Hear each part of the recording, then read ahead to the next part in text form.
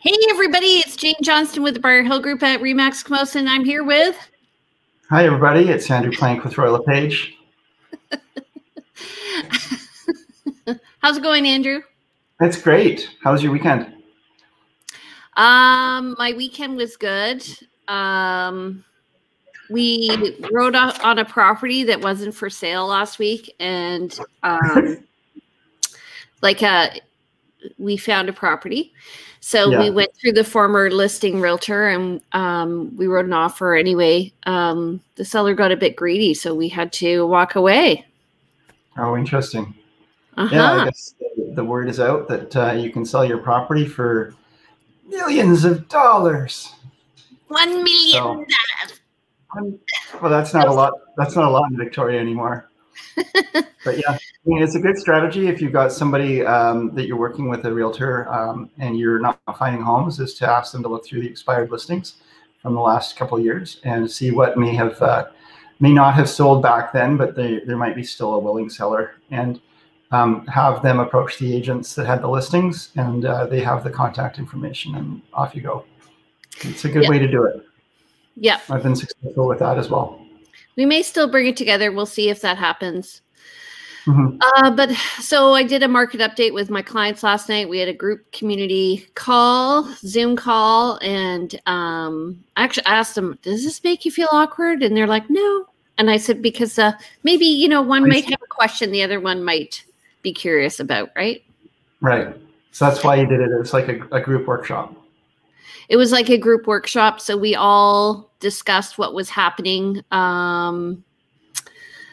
It'd be really good for people who feel like they're like on their own in this hunt. Like a lot of buyers feel like they're probably like, oh my God, how is this working? And am I the only one who's losing out on offer after offer after offer? And to hear you're not alone, it's like a support group that you're doing. Yeah, and they were, well, what was funny, one of them, well, two of them are looking in the same area, so that I thought, oh, I better not mention that. But anyway, it was good because some did ask questions, and they were learning to use Zoom and stuff like that. So it was handy. It's a bit stressful doing it by yourself. Yeah. But it was good. So how was your week? It was a good week. Yeah. Been pretty busy. I've got a few listings coming on. I was able to get some buyers into a condo that they've been looking for a while. So that's great. And lots of closings this month. So surprisingly, you know, everything that a lot of what happened in the last part of last year was all kind of wrapping up this month. So yeah. Good. Awesome. So I'm starting the year off strong. I told my husband last night this could be either a very good week or a very bad week because lots of delayed offers coming in today or this week till Wednesday. So either I'll get 3 or I'll get none or I'll get some. It's a hard one for folks. I realize we're going to go into the stats today. That's what our discussion is, but you know, Jane and I are, you know, we'll often have some little discussions about what's going on, and it's kind of interesting because it's hard for folks to know what to offer on sometimes when delayed offers are happening, because they might see a property come up that's looking at offers on Monday that they quite like, but they like another one better that's looking at offers on Tuesday. But if they don't get the one on Tuesday, if they wait for the one on Tuesday and don't get it, then maybe they should have offered on the one on Monday. But if they offer on the one on Monday and get it, then they don't have the chance for the one on Tuesday that they really like better. Yeah, exactly. It's a really interesting time for folks to be hunting for homes when the opportunity to buy is it's a little bit different. Yeah. So we were also talking about bully offers on the weekend in our community, the real estate community, and just how what a bully offer is when an offer comes in before the date designated by the agent. So the buyer's agent was going to push it. Yeah. And it puts a lot of stress on the integrity of the agent as well as the sellers, because if you agree to an action, everyone's going to be trying to follow it. But sometimes you have desperate buyers who are going to try and push it. And anyway, what the regulation state is, you have to let everybody know that there is an offer coming in. And so you aren't going to delay offers. They're doing it because you have instructions from your sellers to do that. And the sellers can instruct you to not show you, to not inform them or show them. But generally speaking, if an offer comes in and it comes in early despite the instructions from the seller, you are obligated, unless you have those instructions, to let your seller know there's an offer there. And then the seller may choose to look at it. And if they choose to look at it, all these other agents who have been saying, I really want to see this home, and we know we're going to be making offers on Tuesday, and we've already done a pre-inspection and we're ready to go, they really need to be informed. And in fact, our rules say, like, you've got to have an even playing field. You can't just, if someone said, keep me in the loop, they have to have an opportunity to at least know there's an offer come in. And that your seller has decided to deal with it, to change the goalposts. Right. What was surprising to me was these offers were not unconditional. Yeah, and I heard of one that came in like well under the asking price as a bully offer, which is just a waste of time, really. A bully offer should be an offer. If you're going to make an offer like that, you're doing it to say, look, there's no point in you waiting till Tuesday to look at offers. We're going to give you the best you're going to get right here, right now. Please deal with it. And we may not be here Tuesday because we're going to go on if you don't deal with us today. Right. Exactly. That's a good offer. Exactly. Okay. So do you want, well, first of all, I just want to mention we're not going to do a show next week because it's Family Day. Okay. And then the weekend after, we have Habitat for Humanity coming, which I think is really exciting. That sounds fun. Good. Yeah. Okay. So we're gonna be talking about accessibility and housing. We're gonna talk about it in two different ways. One is they've built actually an accessible house for one of their clients, and also if you don't qualify for a mortgage, potentially you can still buy a home through Habitat for Humanity. And so they have these homes that they need to fill, and people can qualify. All right. So who is our guest today? We Andrew? have mortgage broker extraordinaire Jen Lowe speaking to us today. Let's bring her on. Hello, darling. Hello, Hi. How's it going? Good. How are you guys? Great. Good. I heard you won an award. I did. Yes. Well, I've been a mortgage broker now for just over 8 years, and actually thanks to Jane for posing the question to make me or have me consider the leap from being a mortgage specialist in the banking world to being a licensed broker. And I've been working hard here, and I'm now within the top 5% of mortgage professionals in Canada.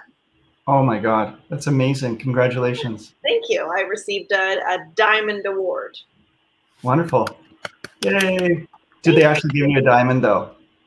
Well, I get a beautiful, actually a really nice framed Picture. Yeah. Picture. You got a picture of a diamond. Picture of a diamond. Yeah. Good. Hey, Jen, this is a great opportunity for you to tell, because it's always interesting when people go and they say, I'm going to go to the lender, and you know, I deal with mortgage brokers. I deal with clients who have dealt with mortgage brokers and also mortgage specialists in the bank. Maybe you want to quickly tell us the difference and the pros and cons of maybe working with each way, because I have found that there's definitely an advantage in going to a broker. The biggest advantage is, well, in the difference, start with the difference, is when you are a mortgage specialist, and I can speak from my experience, I'm trained within the bank. So they train and have their own training system. You are not licensed. You're not required to renew that license and make sure that you're up to speed on many different things that are required by being licensed. Mm-hmm. And the advantages of working with a mortgage broker in that we have access to multiple lenders. So when you go into your bank and you want to apply for a mortgage, here's the products that the bank offers, and either you fit within those products or that their guidelines for that product, or you don't. And if you don't, usually you're very discouraged and, oh, I was declined. I don't qualify. Whereas in the broker world, well, you might not fit within the qualifications of one lender, but we can qualify under a different lender policy. Right. Oh, go ahead. And then of course there's the fact that I find that mortgage specialists working at the bank tend to work bank hours. Did you find that to be the case? Yes. I think they are, from my knowledge, and it depends on the bank, but they're commission based per se. So I don't know for sure, but I know myself, I'm working as a broker, I'm working the hours that my realtor partners are working to serve the client. Because realtors work when the clients are needing us, which is when they're off work. Exactly. Yeah. Often people want to work with their bank because they figure that they have a relationship with the manager, but often that manager is not the person who's going to be processing the mortgage. So that's the hard part, I think, that people don't understand. The discussion that they used to have back in the day, when you think about, the old It's a Wonderful Life kind of movie scenario where your banker and you have a good relationship with them and they can take care of you. And in my experience, when I worked in the bank, I worked at probably 5 or 6 different branches too, right? So you think, oh, I've got this great person, I love them, and then you try and get in touch with them and they've moved to a different position. Right. The one other piece with working with a broker, and it's quite often a hidden piece too, is that if for condos, for example, one lender may not like restricted or a 55 plus building, for example, whereas I've got access to 5 or 6 other lenders that we could look at that. Right. So. Good points. Thank you, Jen. Yeah.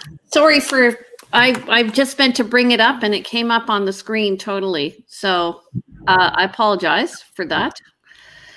So can you guys see the whole show, or do I have to swap? I can see like myself 3 times. And you 3 times. There Is that better? No, well, that's just like the whole thing. This is okay. Yeah. All right. So let's talk about what's happened in the past week, shall we? Let's do it.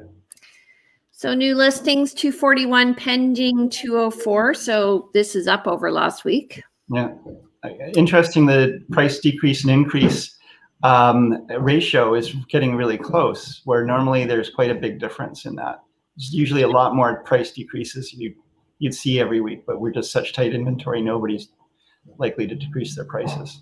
So the price increases, I've been watching new construction, and I think that's what it's from. They're upping their prices $10,000 to $15,000. Okay. Yep. Solds are stuff that's happened about 6 weeks ago. Expired, sometimes that happens when people are relisting, so and withdrawn. People change their minds sometimes, or there's a life circumstance and people actually take their property off market and withdraw it. So interesting. 21 expired. So again, a good illustration that not everything sells. There's still properties that people are listing and putting out to market and are not getting picked up by the buyers because of price or condition or location or something, some combination. Right. Yeah. And week to date is interesting to me. Month to date, I guess, 205 compared to 563 net unconditional sales in February, all of last year. So we're quite fast. New listings, 272, and with 8 days on the market, that seems also high. So if we say well, I guess February is a shorter month, but let's just say to round it that we're 1 week in. And so times 4, well, actually that's going to work. 4 times 2, 72. So it's actually, if that number continues, we're going to be a little bit more listings than last year. Yep. And unconditional sales is higher as well if we continue on that trend. And some people are a bit afraid to list right now because they can't find a place. So the strategy is to make sure that you give yourself time to find a place. Yeah, I've definitely been having that conversation, and definitely having conversation with people about, if Victoria's not the place, would you consider going somewhere else where your money will go further? Duncan or the Comox Valley or Souk. Souk, exactly. The four-lane highway that's going in is amazing. Right. And so that's a really good point. Is with Souk access getting better, then values will be better, and it's a great recreational place for a recreational launch, and yeah, absolutely, definitely not as far to go as Duncan. I think they need a hospital out there. Yeah. What I was telling a client on the weekend was normally, I'm focused quite a lot in the core, but this year I've been doing a lot of work in Souk, Shawnigan Lake, and Sydney. So really looking at outlying areas. And that's because the market's moved out there. Mm-hmm. Okay, so this is your overview. Average has gone up. Remember, we were talking about that cusp of $1 million. And Mm-hmm. average is affected by high and low. And we've had a lot of higher end homes selling. So January 2021 average was 1.220626, up 23% over last month, up 28% over last year, with a median of 975. So which is only up 8.2%. So that's the number in between the high and the low. Mm-hmm. But it's still up 18.2% compared to last year. So it says, last month percentage up 23%, but year over year it's 28%. Are we saying that most of our rise in value happened in the last month? No, most of the rise in value happened over the last year. Yeah. But there was a 23% jump from month to month? I think in terms of average, but median, if we look at median, it went from 8.2% over December and 18.2% over last year. Right. And median is generally a better way to look at values. So it's a good illustration of the fact that if you're wanting to try to track where values are truly going, it's better to look at the median. And a $6 million home sale a couple of those can really skew the average. So I was saying last night, and Jen, maybe you can correct me if I'm right or wrong on this. Are people hesitating over the $1 million mark? Is there like a real change in the qualifications that happens between $999 and $1.1 million? Yep. You have to have a 20% down payment. CMHC they won't insure a property over $1 million. So you have to have a 20% down payment. Accompanying that is a sliding scale that does vary by lender. It's 20% of the first $1 million, and then you need an additional 15% on the amount above $1 million or what have you. We are seeing, as prices are increasing, the ability to get an exception to these sliding scales are more available than they were before. More flexible? Yes, there's the right word. Thank you. So what you're saying is you may not, if you're buying a $2 million property, you might not require 20% down. It might be more like 18 or once it scales, 17% down or something like that. No, it'd be the opposite. It'd be 25 to 30%. Oh, interesting. So it's an additional down payment, crazy. So 20% down plus you need some additional down once you're over $1 million. That's correct. Oh gosh. Okay. Crazy. Yeah. Do you see anything? Is there any scuttlebutt, anything going on with perhaps changing that $1 million limit with CMHC? Not yet, but what's interesting is that lenders have been changing their sliding scale. Mm-hmm. So yeah, just that more flexibility on the sliding scale above $1 million. Can you give me an example? So for $1,500,000, Yeah. for $1 million, you would need 200,000 down. For $1,500,000, you'd need an additional, so it'd be 20%, say, plus an additional 15 above that. So I'm going to pull up a lender to confirm. So we'll just go over this from last year. So December 2020 had 296 sales, and January had 179 last year. And we were at 283 this last month. So number of sales wasn't down. Number of units wasn't up, I mean, in terms of single family. Unit sales. Yeah. No, but wouldn't you think that they would be higher if we had a higher inventory, if the demand, given the demand that we have, if there was more to choose from, considering that you were seeing, 7 to 15 offers per listing on a hot listing?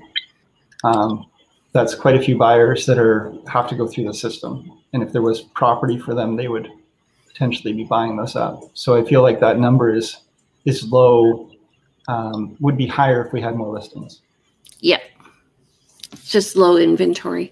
Yeah.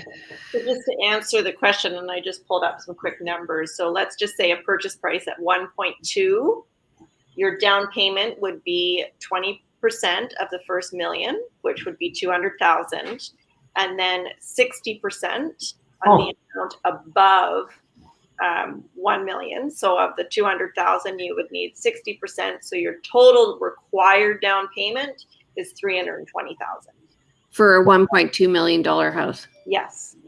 Holy smokes! Minimum down payment. So that's where 120,000. You raise your price above $1 million by 200,000. You raise your deposit by 120,000. Yeah. Whereas let's just say if it was 20% of the full 1.2, it'd be 240,000. So instead of coming up with 240, you've got to come up with 320. Wow. Yeah. Wow. Well, that's my golden nugget for the day. Yeah. Now, that does vary by I'm going to send that. You deserve that Diamond Award. Well, yes, there's so many little things. And then the other piece is just under $1 million for a CMHC or a insured mortgage. The down payment is based on, so the first 500,000, you have a minimum of 5% down payment, but above 500,000, that down payment goes to 10%. Minimum. Minimum. Yeah. So it's not 5% of the full purchase price. Right. So for a $999,000 property, you could have a down payment of $75,000. Is that correct?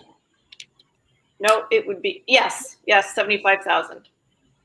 Thank you. I rely on my calculator too much. Your brain there. But yes, that's right. Okay. So that's quite a big difference once you get over the $1 million mark, that it just really, really eats into that. That's so what do you guys think that creates for the market? I mean, it creates a sense of, it really puts a lid on where people can go from there. Downward pressure. You're going to see a squeeze happening over $1 million. And I think what's going to happen is, well, I don't know, but I think that the government or CMHC is going to have to change those rules because it's such a artificial number, really. Yeah. Well, we're having this conversation here in Victoria, but this conversation has probably been had in Vancouver for years and Toronto as well. So this is not anything new right now. It's just that we're experiencing it here. The problem is that this is a problem that affects Greater Victoria, Vancouver, and Toronto. Yeah. Well, it's only a problem for those who want to sell their homes. Yeah. Yes. Yeah. And, so price your home at $999. Well, this is what it's funny because I have heard of, I was actually just talking with some clients yesterday about listing a condo, but they were talking their experience about selling an estate home in Vancouver. Actually, it was a condo in Vancouver, but it was over $1 million condo. The condo up the hall was listed at 1.1, and their agent said you've got to list it at 999,000. And by doing that, you get all the people who qualify at the $1 million mark coming and looking at this property, but you also have the people who do qualify at 1.1. And so suddenly there's a lot more pressure. And if you end up multiple offers, the person who's going to pay the 1.1 is doesn't know necessarily that everyone else is only qualified for 999. You got a lot more offers on the table to compete against. So people are who are willing to buy it are going to put their best foot forward. That property sold. The one up the hall is still for sale. Mm. And they got a good price for it. If they didn't get the 999. So let's go to the next slide, just for the sake of time. So let me just take this, let me figure this out here. Sorry. Okay, total active listings. Ah, that's what I see. There's a bit of a bounce though. It's like a trampoline. It's just that bounce that, you hit December and it just bounced a little bit.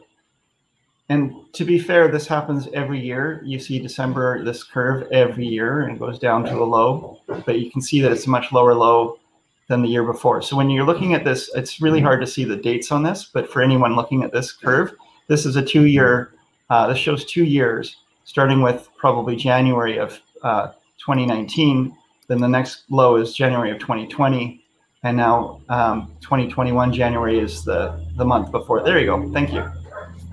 That's great. So this is what happens when you are playing with PowerPoint at the very last minute. Right. Anyway, that's okay. So, right. And so actually this is probably a better graph. So it shows the actual listings to sales. So the sales are the line that's straight. The bars are the listings, and we can see we outsold last year all the way from June all the way to November. And we had very consistent sales in July, August, September, October, around 900. And then we oversold our inventory in December, which is why we're starting out January so freaking hot. Mm-hmm. Wouldn't you agree? I wouldn't. I mean, I would. Yes. Wouldn't I? Okay, average selling price over the past 2 years. This is always an interesting graph to me because it shows trend. And I think if you were to look like till February, it would have looked very flat. If you were to have a 2020 view from 20 years from now, and then it's really increased. Single family homes. Mm-hmm. And condos are looking very flat. They're just starting to pick up, hey? They're ready. They're primed and ready to go. I really feel like condos they're the lag indicator. They're going to be coming up. Houses have jumped really high, and from my experience right now working with condo buyers, we're seeing multiple offers and tight inventory as well for anything good. So my feeling is condos. I mean, there are less. You have less buying power generally if you're sort of a person looking for a condo, because it's often a starter condo. There's definitely some deluxe condos out there, but if you've got the money, you're often going to single family or townhouse. But I feel like this is ready to go. Townhouses have fared better than homes this past year because people have been moving out of shared spaces into places like townhomes where they don't have to walk through a hallway that they share with other people. And I can see, from September on, the market recovered faster than the condo market. I am finding the condo market recovering right now. Are you? Yeah. Jen, are you doing a lot of condo mortgages? Not that many, but I know when I receive a purchase agreement for a condo, they're not multiple offers situations as much, right? Mm. Like it seems, and I'm getting a nice long financing clause, which I like. Right. But why? isn't with the, now going back just in my observation too, when with the slide that showed the Greater Victoria statistics, does that include, like, what is Greater Victoria? Is it downtown, or is it include Saanich? CRD. Yeah, so that will even include Souk and parts of, it'll, North Saanich, and it runs the gamut. From Souk to Sydney, up to Shawnigan, and sometimes if people are listing up in Duncan as well. Depends really what the board spots. Yeah. Yeah. So I have a question. How do you handle multiple offers on the appraisal side? So a house is listed at $999 and it sells for $1.15 million. Does the appraisal just automatically allow for that?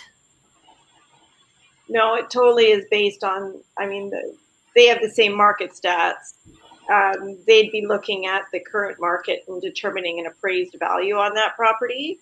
But the lender looks at the either the lower of the purchase price or the appraised value. So in a multiple offer situation, I haven't seen any yet, but this can start to happen where clients get caught in the multiple offer. They pay more than the property's worth. So they have to come up with that additional amount in cash. I just want to clarify, more than the private, like there's some arguments that say in a market like this that worth is really arguable and market value is what people are actually paying sometimes, but that the appraisal will come in lower because they're dealing with past data, and the past data is lower in a rising market. But that's the argument, because it depends on the comparables that the appraiser uses, really. Yeah.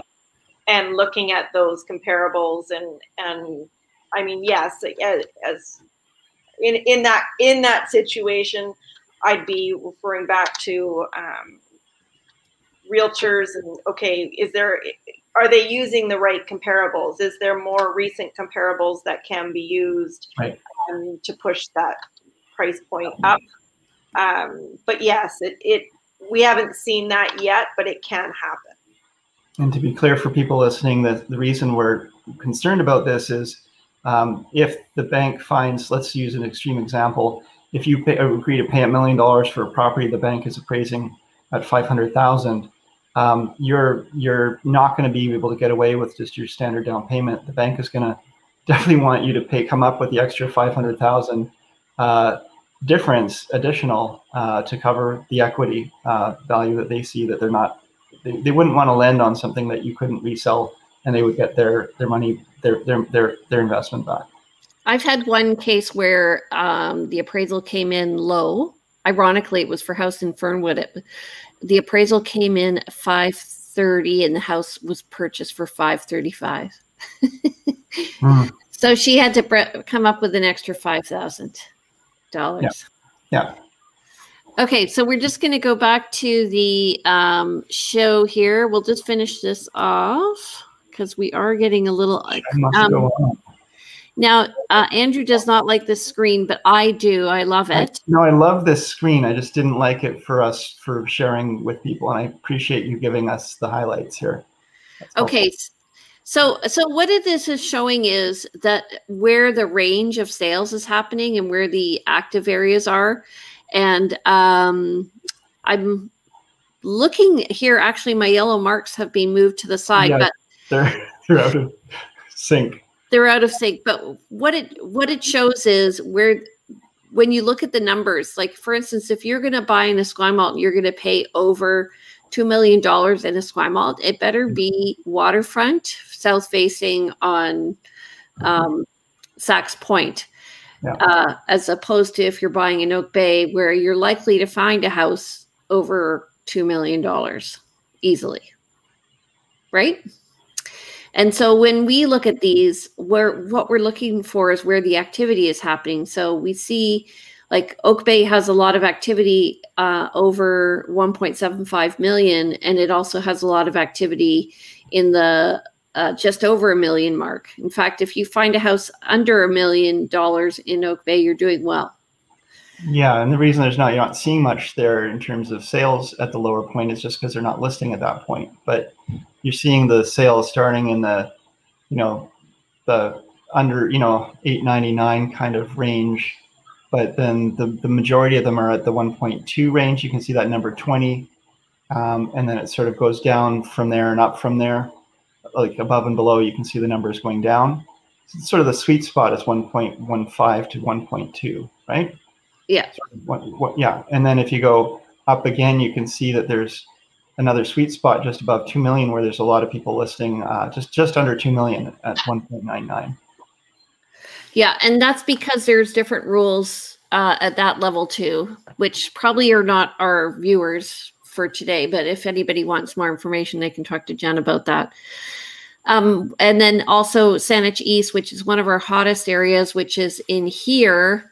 Right in here, you can see there's a lot of activity under the $1 million mark. Yeah. Look at that. 93, 62. Yeah. So you can see right at the 899, 850 range. That's kind of the sweet spot in the year. Yeah. And then Saanich West is a little bit lower on the other side of the highway. And then the other hot spots are Colwood, which is at a lower price. And then Langford has a range up to and around $1 million and under. Mm-hmm. And then Souk, again, if you want to pay less money, you can just go a bit further out. So this is what this is saying here. So I like this slide. Someone presented this slide to me when I had listed a condo, and the seller looked at it and said, okay, yeah, I understand why you're pricing the condo where you want. Yeah. So looking at the list to sale ratio over the past 2 years, we can see where COVID hit. That's the low little red circle, and then where we're at right now on the top right. Right. So this is a ratio of properties listing versus property selling. And back in April, very small percentage of properties listing were selling. And now we're at a really, really high, that grayed out area is what we would normally consider a normal market. So we're really, really busy right now in terms of the demand for homes is really high. Yeah. What's interesting is the reason for the demand for why people are moving is that there have life event changes. They want the work from home, right? Yeah. Or, they don't need to live in town anymore because they're working from home. So the reason for that demand is definitely different than it's cultural almost, right? Yeah. Yeah. Yeah. There's been a shift in the way that we live fundamentally. On such a grand scale. Yeah. That we've never seen before. Yeah. Well, the other thing is a movement towards bigger homes. After everybody was moving into these micro condos and little homes and stuff like this, is people have started now to move into bigger homes, like a house on our street, which sat on the market for years before sold. And I think it's 6,500 square feet and it's ginormous. But people want to get away in their house from other people. Or when they're on those work calls, they don't want privacy. That's true. Yeah. My husband hates it when I'm on a call, when I'm at home, because I'm in the middle of the house. But anyway, c'est la vie. Okay, so just looking at benchmark prices here, we're seeing an increase of 50.2% in North Saanich, 14% in Sydney, 18.4%. This is year over year in Central Saanich, and at the bottom there, Saanich East is up 7.9%. So everything's going crazy. I think I'm just going to end this here. I mean, we've seen price increases like this, Jane, back in the days, like just before we got into real estate in the early 2000s, we saw, massive price increases. We saw back in 2016 kind of thing, massive price increases. Like we've seen, 15, 16%, sometimes 20% year over year. So what seems different this year is the low inventory, with people not really wanting to list. And just as Jen mentioned, this sort of mass migration. What do you guys think on that? I think housing is the new toilet paper. People have money and they want to spend it. They've saved so much money over, right? It's just, they've saved money. They want to move. Their life's changed, and or I mean, interest rates have dropped so much. You know, like you can get an interest rate for the first time ever that I'm aware of that starts with a 1. Right. You know, like that's just wild. Speaking of which, the challenge, you know what I'm talking about, right? And this is where I am very busy, and you know, people inquiring, okay, I want to, like, can I refinance my mortgage? I want to take advantage of these low rates. My first look at and find out what your penalty is on your current mortgage. Because as rates have been dropping, the banks have decreased also, or their interest rates for the 1 to 4 year terms are way higher than what you get for a 5-year term. And by doing that, it's increased the penalties to get out of your mortgage.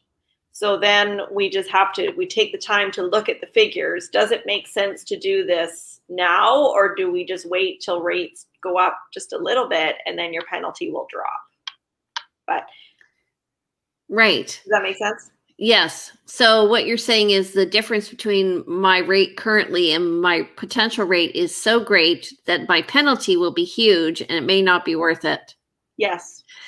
Yeah, I was so dumb to lock in a few years ago. Oh, well. Well, it's you're at the time, and I remember our conversation too. I mean, common sense at that point in time, common sense was like, well, the variable rate is higher than a fixed. So why would you take a variable? Like, why would you?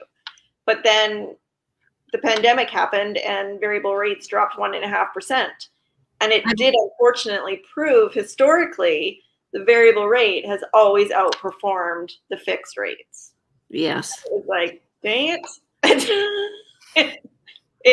We literally closed like the day the pandemic started. Last year. Yeah. You know, yeah.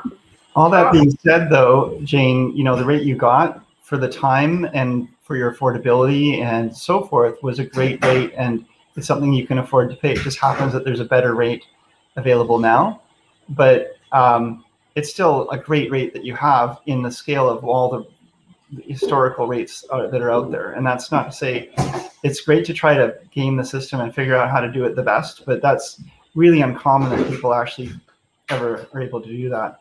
I'm really curious to know what happens when rates do eventually start to come up again, and how that's going to start to, I mean, even if it's in a slow burn, slowly rising, are we ever going to see an environment where, I mean, historically in the 80s, rates were almost, I think they were above 20%, but around 20%.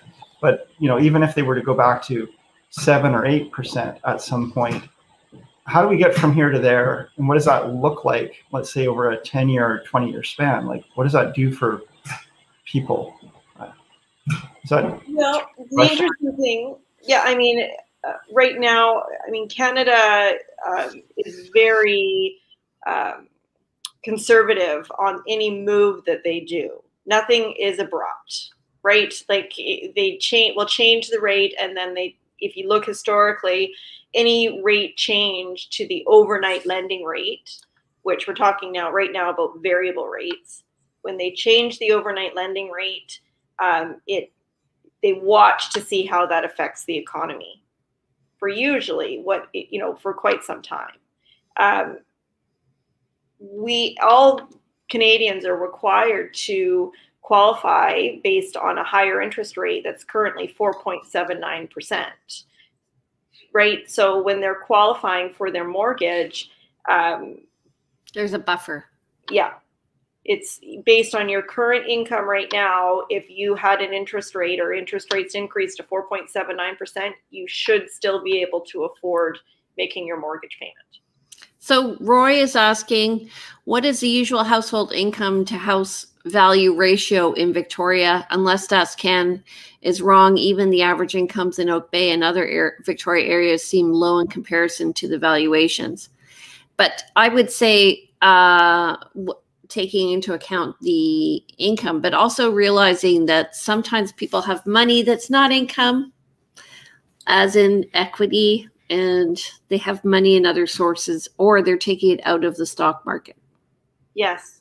I mean, I get asked that question a lot. You know, how are people doing it in Victoria? How are people able to buy these $1 million homes and getting into the market, buying and selling, having that equity in their home? More and more people are having family help them. Parents are co-signing. Parents are gifting funds to help people with their down payments to help them get into the housing market. Yeah. So Roy is saying, oh, so generally the real estate increasing is allowing for people to buy increased real estate. That's scary. Yeah. Well, that's just, I guess, the way it is. If you get more, if your property that you're living in goes up, and then you choose to sell that property and move the money somewhere else, you're gonna need to use that. that's gonna be moved on to the next house, and so the values maintain. Yeah. I mean, people often I've had buyers look at a home and they say, oh, that seller paid only $400,000 for that home back in 2006, and now what they want $1 million. What are they thinking? And they're so greedy, and I have to explain that they're taking that money and they're going to be putting it into something else, and they can't. That something else is going to be equally costly or more. Well, the other thing is buying high.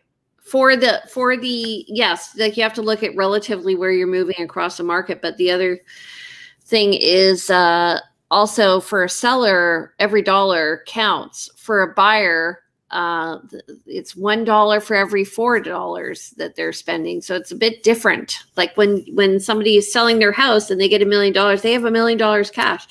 If I'm buying a house at $1 million, I may be putting down $200,000 plus monthly payments. So it's a different mindset. Anyway, so what's your prediction about what's happening? Where are rates going? Yeah. It is interesting, depending on which economist you follow and listen to. Interest rates are not expected to rise until 2023, according to the Bank of Canada.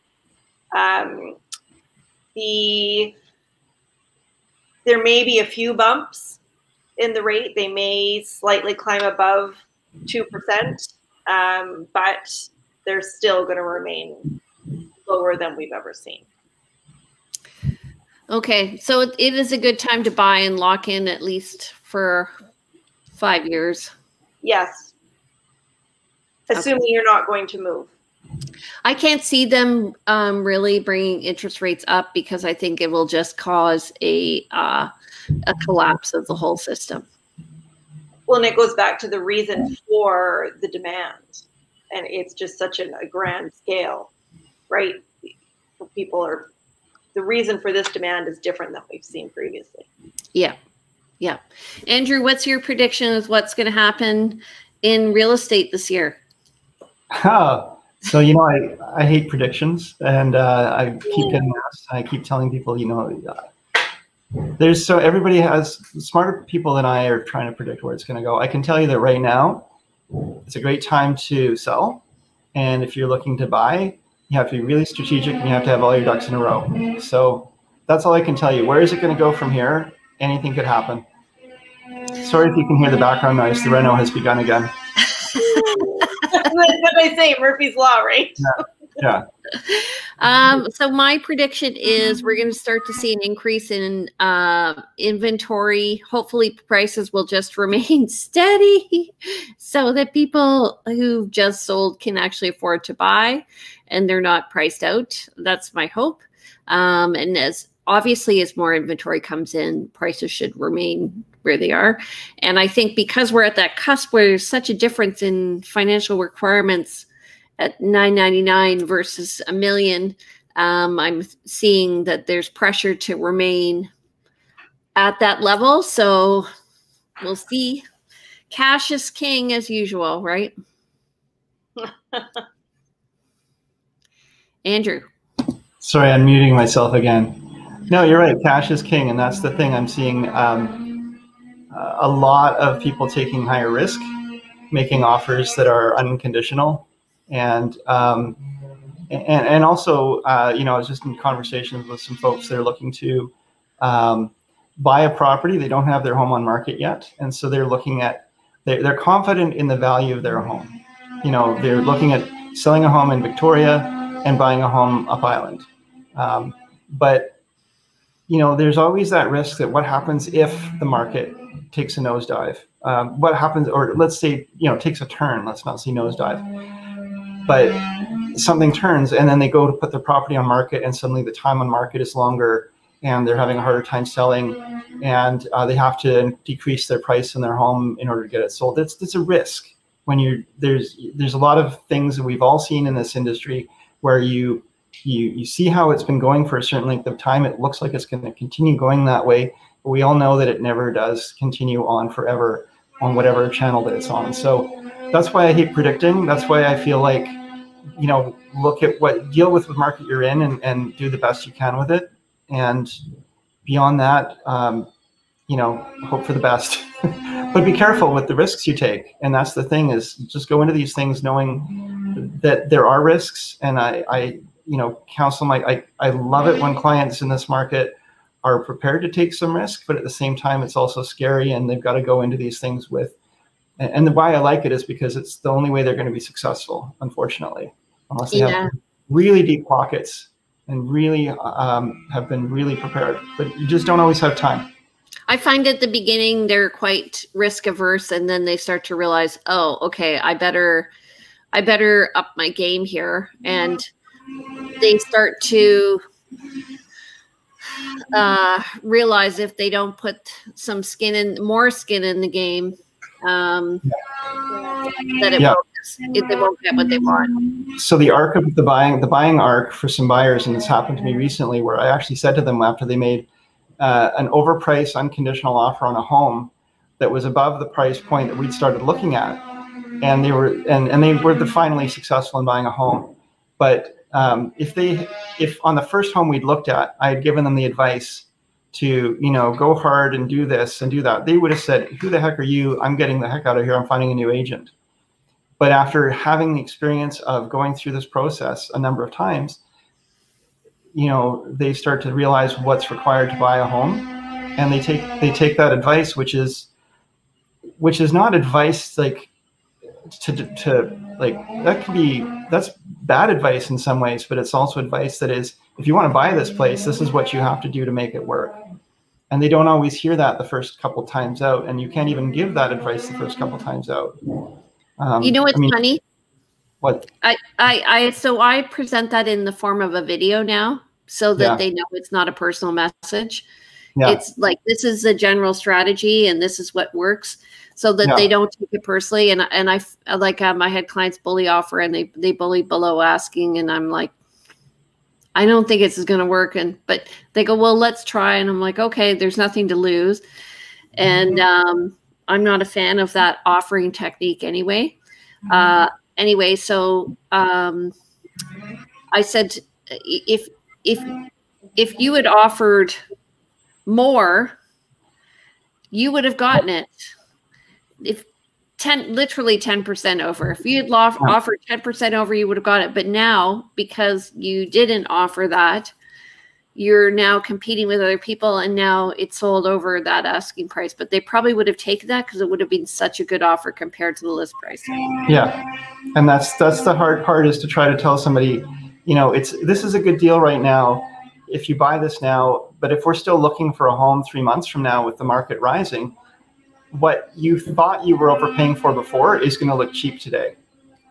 And so you need to really get that in through your head. And when we're talking about predicting where the market's going, if this arc continues, the prices continue to go up, then this is why people are overbidding and paying more, because they see, and at some point things do correct or they settle out or what have you. But for now, people are saying, I want to get into a home now before I have to pay more to get into a home later. And so how do we as agents in this market as it currently is advise people to give them the best they can? This isn't about agents trying to raise prices or make people buy more. We are working for people who are trying to make something happen, and we're strategizing and trying to give them the best possible advice to make that happen. Yeah, how it's been happening. And the statistics. Yeah. So often now what I'm doing before we even offer is we're looking very closely at all the stats of what's listed, what's sold, where they went. And it's hard for that first purchase. Like yesterday I sat down with a client and they wanted to offer like a little weensy bit over asking. I'm like, I'm pretty sure that's not going to do it. And they got 10 offers last night. And, you know, relatively speaking, the price is going to go higher the more the offers are on the table. So I said, here's where I think it's going to end up. We ended up not offering. And let's just see. And then you'll know. And then I told them where I thought they should buy. So, right. It's a journey. It's a journey. Thank you for being such an awesome partner, Jen. You've really helped my clients. I appreciate it so much. Oh, thank you. Yeah, do we have Jen's contact information? She's been great for us as well. And thank you. I will add it. What's your number? 250-217-4925. And I have to tell you, I'm really proud of you because I know how hard it was for you to do your first video. And here you are, totally acing it. I didn't sleep very well last night. So it's getting easier and easier, but it's not my favorite thing. Everybody be used to it now in the day of Zoom, where yes, it is our new world. That's for sure. The new normal. Yeah, I'm meeting clients tonight for the first time over Zoom. That's how we're doing it now, unfortunately. So. Yeah. Okay, you guys. Well, so we're going to see you in 2 weeks. We're going to have Habitat for Humanity. The executive director is going to be speaking with us, and hopefully some people who are taking possession of their home, who have been in their home actually since just before Christmas, will be talking to us about what it's like to live in a Habitat for Humanity home and what the process is. It involves some volunteer work. And for those who are on the cusp and who now no longer qualify, this is a great opportunity for you. Yeah. Some years ago, I volunteered for Habitat for Humanity with, I was digging a trench actually for a home that they were building over near Telecom Mall. And oh man, it was the rainiest day. We were all so wet, and it was a number of realtors actually, and it was really fun, but it was a wet day. Well, I was lucky enough to be invited to the board, so I'm the real estate person on the board. So we have to, if you know of anybody who wants to have a development and wants to invest in getting, like, they could even just donate 1 unit. We can talk about how they finance it. So it won't be a total donation. Okay, you guys? Excellent. Thanks, everybody. Okay, sorry about the PowerPoint. It was a bit scattered today, but we'll work on that next time. All works. The information's still good. All right, have a good week, you guys.